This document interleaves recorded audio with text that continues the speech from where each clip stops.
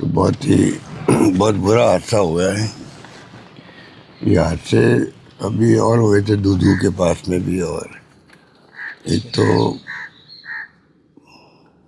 हादसे का क्या करें, 20 लोग मारे गए, वेंटिलेटर पर है लोग, 70% बर्न है।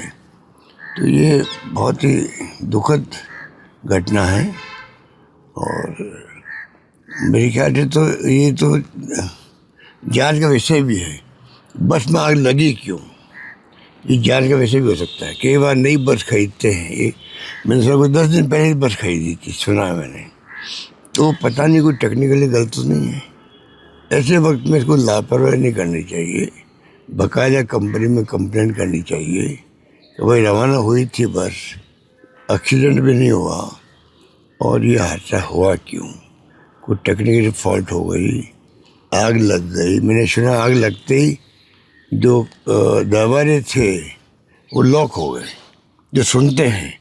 असलियत क्या नहीं मालूम हम लोगों को, पर इसको सरकार को चाहिए कि इसकी बाकायदा कंपनी से बात करके इसकी जांच भी करवा, मेरा मानना है। बाकी तो हम ईश्वर से प्रार्थना कर सकते हैं कि मृत आत्माओं को शांति प्रदान करे, जो अभी तकलीफ में है अस्पताल में वो जल्दी स्वस्थ हो, ये हमारी कामना है।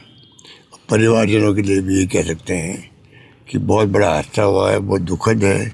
अब उसको आपको कैसे सहन करना है वो भगवान आपको शक्ति दे। एक सर, अंता में अभी तक कैंडिडेट डिक्लेयर नहीं हुआ बीजेपी की तरफ से। अब वो काम ही मैं करूँगा, बीजेपी का कैंडिडेट डिक्लेयर नहीं तो मैं क्या करूँ। मैं तो ये कह सकता हूँ हमारा कैंडिडेट दमखम के साथ उतर चुका मैदान में, दमखम के साथ में हमारा उम्मीदवार उतर चुका है। हम आज वहीं जा रहे हैं, फॉर्म भरेंगे वो, और रैली भी होगी, और हमारा काम तो शुरू हो गया है। एक सर, बिहार में भी महागठबंधन की तरफ से सीटों की शेयर नहीं वो हुई। मेरे ख्याल आजकल में हो जाएगा, आजकल हो जाएगा, चर्चा चलती है और मैं समझता हूँ कि जल्दी फैसले होंगे। एक सर, बिहार चुनाव से ठीक पहले IRCTC घोटाला तय किया गया है, लालू प्रसाद यादव और राबड़ी देवी। ये तो आश्चर्य होता है, चुनाव के पहले ही कोर्ट भी एक्टिव हो जाता है, चुनाव के पहले ही CBI ED एक्टिव हो जाती है, चुनाव के पहले ही। तो इनको सोचना चाहिए कि चुनाव चल रहा है, डेमोक्रेसी है, डेमोक्रेसी में सबको कहते हैं समान अवसर मिलने चाहिए, तभी तो ये कोड ऑफ कंडक्ट लागू होता है कि भाई सबको, सत्ता पक्ष है विपक्ष है, सबको समान रूप से उतरने के मैदान में उतरने का अवसर मिले, तभी तो वो आचार संहिता लागू होती है। तो ये भी एक उसका पार्ट है कि भाई क्या फ़र्क पड़ता, अब 1 महीना बाद में CBI कोर्ट में चालान पेश करती तो क्या फ़र्क पड़ता है, या 4 महीने पहले कर देती चुनाव के। चुनाव चलना शुरू हो गया है, नोटिफिकेशन जारी हो गया है, अब बुला के आप चालान पेश कर रहे हो, इसको क्या कहेंगे। देश देख रहा है, देश देख रहा है, आने पर माकूल जवाब देगा इन सब लोगों को, जो ये सत्ता में बैठे हुए लोग हैं, इनको NDA गवर्नमेंट को सबक सिखाएगा।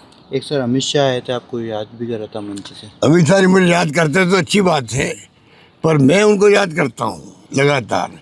कन्हैयालाल साहू का जो मर्डर हुआ है, NIA ने केस ले लिया, उसका अभी तक भी 3 साल हो गए हैं, 3 साल में अभी तक क्यों नहीं फैसला हुआ कोर्ट से, ये मैं जवाब चाहता हूँ उनसे, वो गृह मंत्री देश के।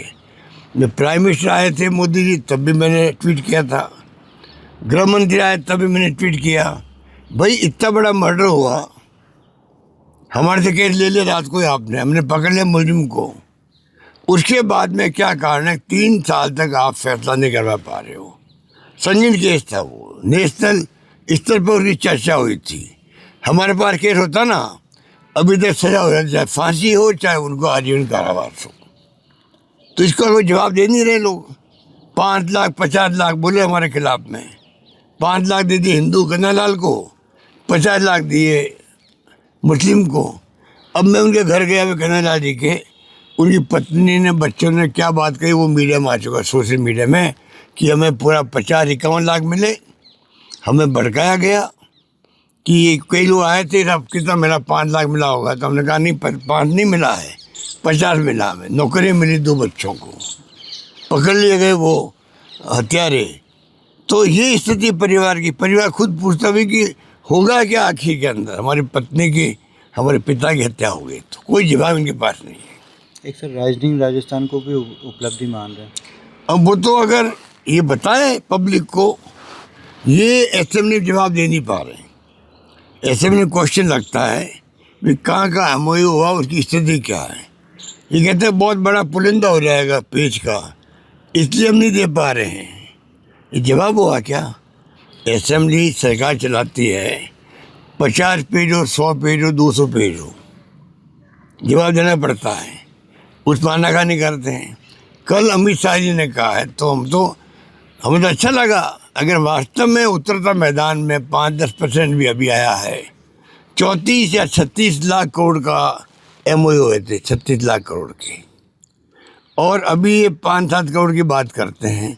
चलो कोई बात नहीं, बताए कि हाँ ये ज़मीन मिल गई है, काम शुरू होने वाला है, ये मशीनरी आ रही है, बताए पब्लिक को, देखते हम क्या होता है। अगर इन्वेस्टमेंट आएगा हम स्वागत करेंगे इनका। अगर इन्वेस्टमेंट वास्ते में आता है तो खुशी होती है, प्रदेशवासियों को रोजगार मिलेगा, इन्वेस्टमेंट आएगा, रेवेन्यू बढ़ेगी हमारी, हमें तकलीफ क्या है, हमने पहले भी कहा था। अगर आप ये वीडियो YouTube पर देख रहे हैं तो हमारे चैनल को सब्सक्राइब कर बेल आइकन दबाएं, और Facebook पर देख रहे हैं तो हमारे पेज को लाइक करें।